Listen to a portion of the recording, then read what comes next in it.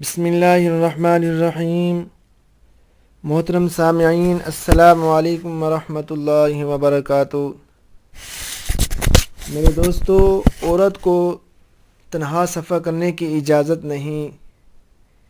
اس بارے میں آپ کو ایک حدیث سناتا ہوں کہ حضرت ابن عمر رضی اللہ تعالیٰ عنہما سے مروی ہے کہ آپ صلی اللہ علیہ وسلم نے فرمایا، کوئی عورت 3 دن سفر نہ کرے مگر یہ کہ اس کے ساتھ اس کا محرم ہو۔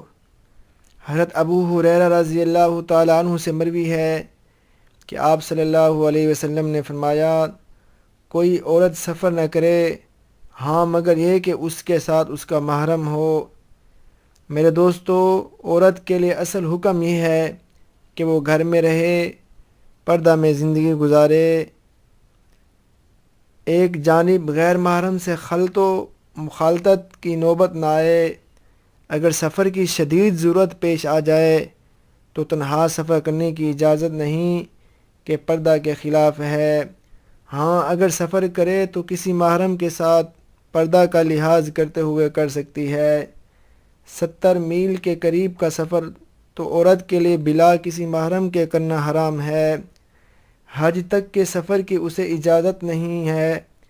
آج کے اس دور میں مغربی یورپین تہذیب اور بے دینی کے ماحول سے متاثر ہو کر بلا کسی محرم کے 70 میل یا اس سے زائد کا سفر کر لیتی ہیں۔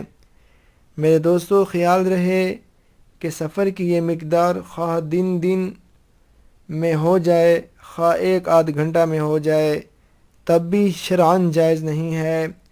اگر ساتھ میں عورتیں ہوں تب بھی جائز نہیں کہ محرم مرد ضروری ہے۔